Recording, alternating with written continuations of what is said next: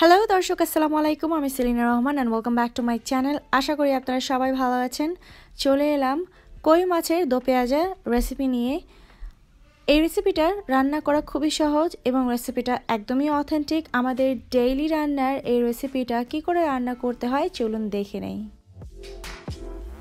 দর্শক, রান্না করছি আজকে কই মাছ।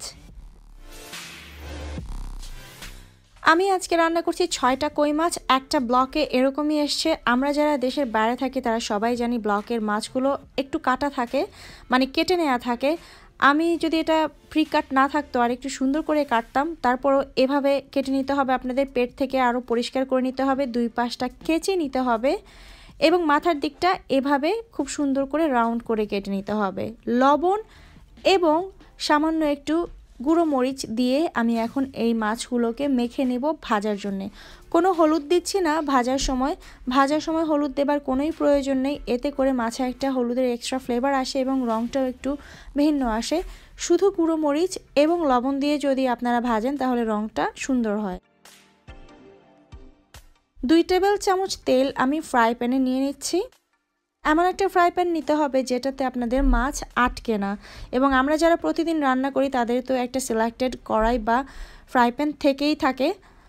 এবং একটা ছোট্ট টিপস আমি আপনাদেরকে দিতে পারি এই মাছ ভাজার ক্ষেত্রে, যদি দেখেন যে মাছ আটকে গেছে ফ্রাই প্যানে, তাহলে কোনোভাবে সেটাকে উল্টানোর চেষ্টা না করে চুলাটা বন্ধ করে মাছটাকে ঠান্ডা করে নিলেই দেখবেন একদম ভাঙা ছাড়াই মাছটা উল্টে গেছে। যাই হোক, একটু বাদামি করে এই মাছগুলোকে ভেজে নেব। 2বার বা 3বার উল্টানোর মাধ্যমেই একটু বাদামি করেই ভাজা হয়ে যাবে। যেমনটি দেখতে পাচ্ছেন এরকমটি হয়ে গেলে মাছগুলোকে তুলে নিচ্ছি। এখন আমরা কইয়ের তেলে কই ভাজবো, সেরকম অবস্থা।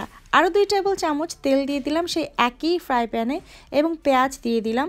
কি কতটুকু দিচ্ছি সব ডেসক্রিপশন বক্সে লিস্ট ধরে দেওয়া থাকবে। পেঁয়াজটাকে বাদামি করে ভেজে নেব।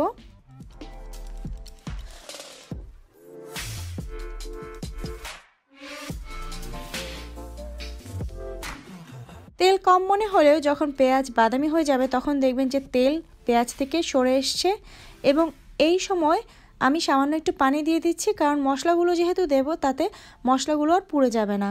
আদা রসুন বাটা আমি দিয়ে দিলাম। একটু নেড়ে চেড়ে এর মধ্যে এখন হলুদ গুঁড়ো, ধনে গুঁড়ো এবং মরিচ গুঁড়ো, সেই সাথে লবণটাও দিয়ে দিচ্ছি।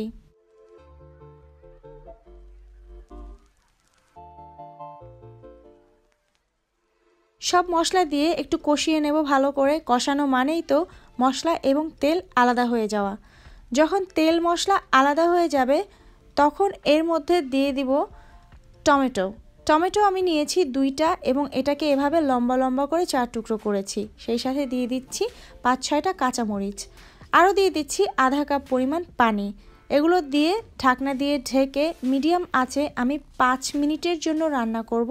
এর থেকে বেশি রান্না করার কোনোই প্রয়োজন নেই, কারণ টমেটোগুলো একটু সফট করতে চাচ্ছি কিন্তু গলে ফেলতে চাচ্ছি না। টমেটোগুলো যেন একদম গলে না যায়, একটু সফট হবে কিন্তু ভেঙে যাবে না।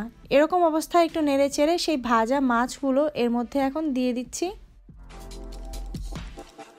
ভাজা মাছ উপরে এভাবে ছড়িয়ে দিয়ে আবারও ঢেকে মিডিয়াম আঁচে রান্না করব 5 মিনিট।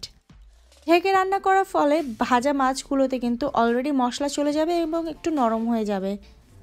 এ পর্যায়ে মাছগুলোকে একে একে সবগুলো উল্টে দেব এবং উল্টানোর পরে কিন্তু আর ঢেকে দেব না, আর ঢাকার প্রয়োজন নেই। 5 মিনিট ঢাকার পরে মাছগুলো এমনিতেই একটু নরম হয়ে এসছে, এর থেকে বেশি নরম হলে মাছগুলো ভেঙে যাবে। এখন নাড়ারও খুব একটা প্রয়োজন নেই, নাড়ার প্রয়োজন হলে এভাবে দুলিয়ে দুলিয়ে নেড়ে নিতে হবে। আরও 5 মিনিট এভাবে রান্না করার পরে ধনেপাতা উপরে দিয়ে চুলার আঁচটা বন্ধ করে দিতে হবে।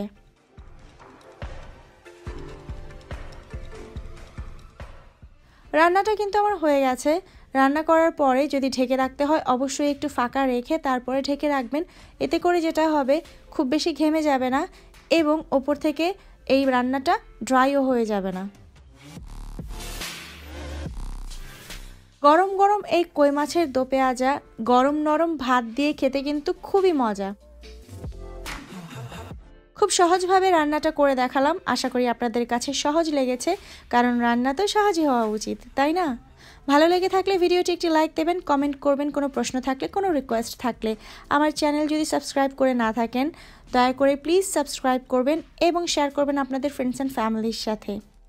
আবারও হাজির হয়ে যাব নতুন কোনো রান্নার রেসিপি নিয়ে। সেই পর্যন্ত আপনারা সবাই ভালো থাকবেন, সুস্থ থাকবেন, আমাদের সবার জন্য দোয়া করবেন। And keep watching Selina Rahman. আল্লাহ হাফেজ।